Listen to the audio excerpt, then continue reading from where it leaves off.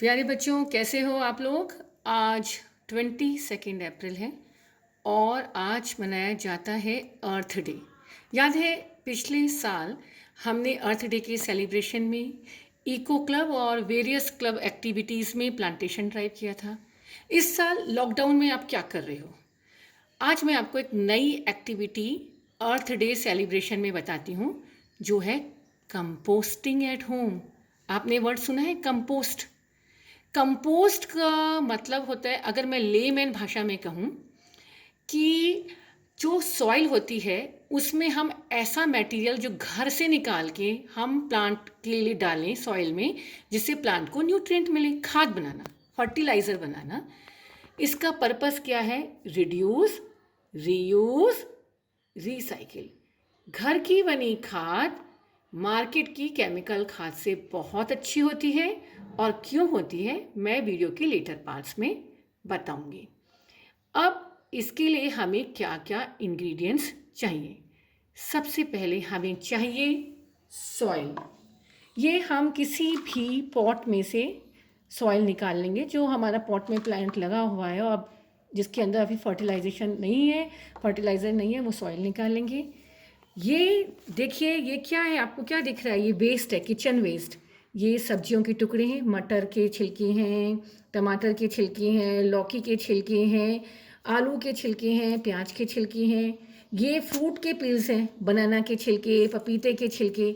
तो ये सब मैंने क्यों इकट्ठे किए हैं? क्योंकि किचन जो वेस्ट है उसमें क्या है? Nitrogen nutrient. किसमें? Vegetable peels, fruit scraps, kitchen waste. और ये नाइट्रोजन न्यूट्रिएंट किसको चाहिए? सॉइल को। और सॉइल को ये नाइट्रोजन न्यूट्रिएंट क्यों चाहिए? क्योंकि प्लांट को ग्रो करने के लिए मिनरल्स चाहिए, कार्बन, नाइट्रोजन, ये सब उनको सब्सटेंसेस चाहिए। अब जो नेक्स्ट मटेरियल चाहिए वो है कार्बन न्यूट्रिएंट। कार्बन किन किस चीज़ों में होता है? ये है हमारी ड्राई लीव्स, पेड़ पौधों से निकली हुई ड्राई लीव्स। ट्विग्स होती हैं, जैसे कोई टहनियाँ, सूखे पत्ते, ये सब क्या है? ट्विग्स। और ये है हमारे पेपर, और साथ में हम कुछ कार्डबोर्ड के टुकड़े भी ले सकते हैं। इन सब में होता है कार्बन। किस किस में कार्बन होता है? ड्राई ब्राउन लीव्स में। ट्विग्स मतलब सूखी हुई जो टहनियाँ होती हैं छोटी छोटी पौधों की। पेपर, कार्डबोर्ड, जब हम आग या अंगीठी जलाते हैं तो उसकी जो राख है। और कार्बन किस में होता है? जो गाय के गोबर से जब हम कंडे बनाते हैं, जिसको हम बोलते हैं काउडंग, उसको हम जब पानी में डाल के घोल लेते हैं, वो काउडंग स्लरी बन जाता है। स्लरी मीन्स पानी में घोल के जो मिक्सचर बनता है डिकम्पोजिशन के लिए। तो ये मटेरियल हमको चाहिए, और इस प्रोसेस को अब हम आपके सामने शुरू करते हैं। ये आपके लिए एक असाइनमेंट है, प्रोजेक्ट है। आपको इन छुट्टियों में अर्थ डे की एक्टिविटी में अपने घर के लिए खाद बनानी है। तो हम एक्टिविटी शुरू करते हैं। सबसे पहले ये जो पेपर के हमने पीसेस किए हुए हैं, श्रेडेड पेपर है, इसको हम इस पॉट के अंदर डालेंगे। इसकी एक लेयर बनाएंगे। उसके बाद, क्योंकि इसमें कार्बन कंटेंट है, ये जो हमारे ट्विग्स हैं और जो हमारी श्रेडेड लीव्स हैं, इनको हम इसके अंदर डालेंगे एक लेयर। इसके बाद इसमें हम सॉइल डालेंगे।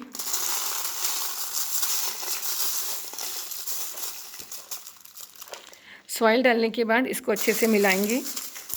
नेक्स्ट स्टेप में हम क्या करेंगे? हम लेंगे अपना वेजिटेबल पील, इसकी एक लेयर हम इसमें अच्छे से लगाएंगे।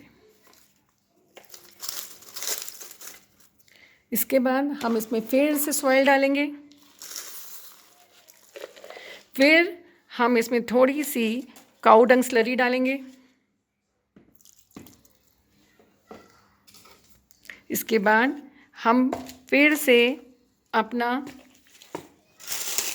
लीव्स लेंगे, ड्राई लीव्स, थोड़े से शेडेड पेपर। ये प्रोसेस हमें रिपीट करनी है। फिर हम किचन वेस्ट को इसमें डालेंगे।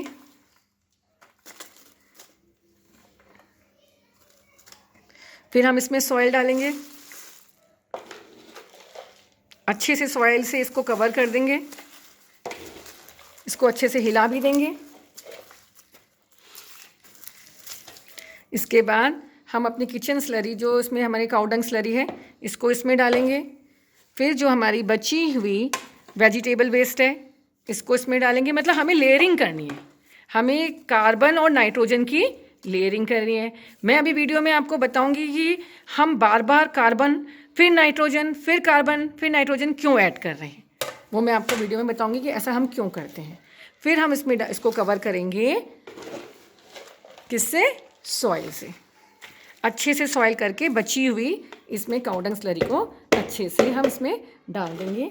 फिर इसको सॉइल से कवर कर देंगे। इसके बाद सॉइल से कवर करने के बाद इसमें थोड़ा सा मॉइस्चर रखने के लिए इसको पानी डालेंगे इसमें। आपको ये ध्यान रखना है कि जो भी आप पॉट लें उसमें नीचे छेद होने चाहिए। आप चाहे एक पॉट ले सकते हैं इस तरीके का, आप कोई प्लास्टिक कंटेनर ले सकते हैं लेकिन नीचे छेद हो। बेस्ट होता है जो हम घड़ा कहते हैं ना, जिसको पॉटेड, जो हमारे जो कुम्हार लोग बनाते हैं, क्योंकि उसमें पोर्स होते हैं तो वो आपको अच्छे से एयरेशन ज़रूरी होता है एयर बबल्स के लिए, क्योंकि इस एक्टिविटी के लिए एयर बहुत ज़रूरी है। तो अब आप इसमें और सब्जियां और ट्विग्स और कागज़ ऐड करके लास्ट में अच्छे से इसको सॉइल से कवर करके इसको पेपर से सील कर सकते हैं। थोड़ा सा मॉइस्चर डाल के अच्छे से इसको हम पेपर से, जो ये न्यूज़पेपर है, इससे हम अच्छे से इसको सील कर देंगे। और फिर सील करने के बाद आपके पास कोई कवर हो, ढक्कन हो, उससे आप इसको ढक देंगे जिससे इसमें कोई और जानवर इस पर अटैक ना कर सके। तो अब क्या है, हर दूसरे दिन इसमें धीरे धीरे आप अपनी किचन वेस्ट डालते रहिए और इसको ऐड करते रहिए। तो डियर स्टूडेंट्स, आज 23 तारीख है, 23 अप्रैल। कल हमने इसमें सब इंग्रेडिएंट्स डाले थे। आज मेरे पास थोड़ी किचन वेस्ट और है, मैं सोच रही हूँ इसमें और किचन वेस्ट डालूँ, क्योंकि धीरे धीरे सेटल हो जाता है। हर दूसरे तीसरे दिन हम इसमें किचन वेस्ट डालेंगे और धीरे धीरे वो मिट्टी के साथ अपने आप सेटल हो जाएगा। इस किचन वेस्ट को डालने के बाद मैं फिर से अपनी मिट्टी इसमें ऐड करके इसको अच्छे से लेयरिंग कर देती हूँ और थोड़ा सा कवर करने के बाद इसको पानी से थोड़ा सा लीव्स के साथ और कागज़ के साथ इसको कवर करके थोड़ा सा पानी डाल के और फिर इसे मिट्टी से कवर करके फिर इसको अच्छे से कवर कर देती हूँ। तो ये प्रोसीजर है, इससे जो हमारी कंपोस्ट तैयार होगी उसको तैयार होने में पूरा 1 महीना लगेगा। हर दूसरे तीसरे दिन हमको इसको ऐसे चलाना पड़ेगा, धीरे धीरे सेटल हो जाएगा किचन वेस्ट और हम नया किचन वेस्ट इसमें डालते रहेंगे। अब मैं आपको बताना चाह रही हूँ कि जो सॉइल है उसमें हमें क्या डालना चाहिए और क्या नहीं डालना चाहिए। व्हाट नॉट टू कंपोस्ट और add in a soil, meat और फिश बोन्स या पेट की वेस्ट, ऑयल या कोई सड़ा हुआ फल या जिस फल में कीड़े लगे हों, इस तरह की चीज़ें हमें कंपोस्ट में नहीं डालनी, क्योंकि ये हमें डिजीज़्ड कंपोस्ट देगा। कंपोस्टिंग की बेनिफिट क्या है, ये हमारी सॉइल को बहुत अच्छे से मॉइस्चर प्रदान करके घर का फर्टिलाइज़र देती है। केमिकल फर्टिलाइज़र की ज़रूरत नहीं पड़ती है। ये हमें बेनिफिशियल बैक्टीरिया और फंगाई देती है।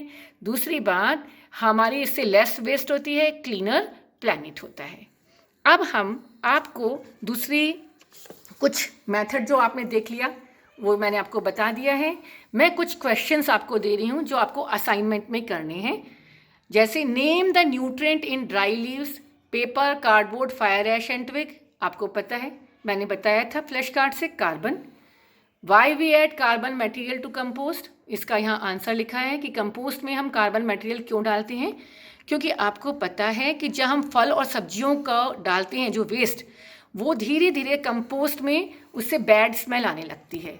तो जो कार्बन है, जैसे कि पेपर और सूखी पत्तियाँ, उसको जब हम कंपोस्ट में डालते हैं तो जो बदबू है ये उसको डिक्रीज़ करता है, क्योंकि ये टेम्परेचर बढ़ाता है और उन चीज़ों को अच्छे से डिक्रीज करके बदबू को हटाता है। Materials as nitrogen nutrient in compost, nitrogen nutrient की तरह कंपोस्ट में कौन कौन से मटेरियल, वो मैंने आपको पहले ही बता दिया।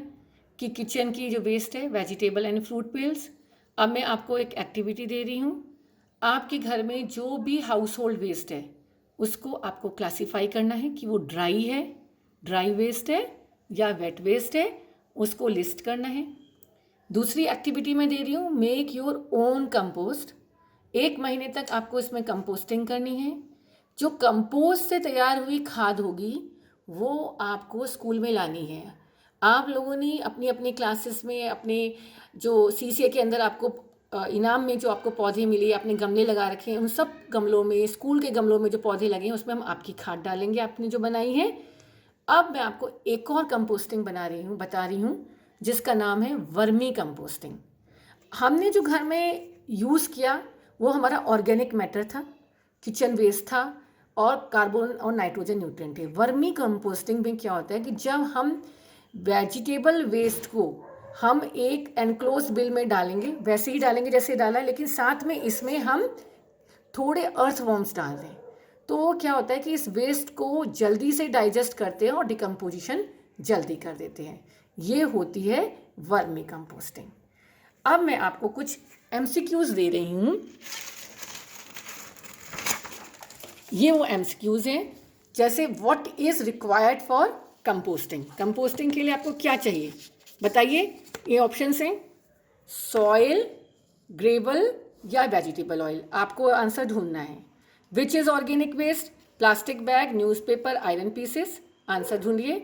During composting process what do micro organisms do.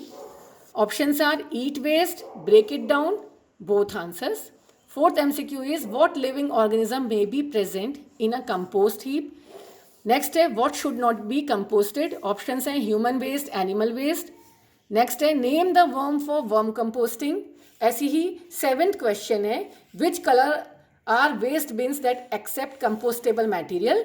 कि जो वेस्ट बिन्स हैं जिसमें फ्रूट एंड वेजिटेबल पील्स होती हैं उन वेस्ट बिन्स का कलर ऑरेंज होता है, ग्रीन होता है या रेड होता है।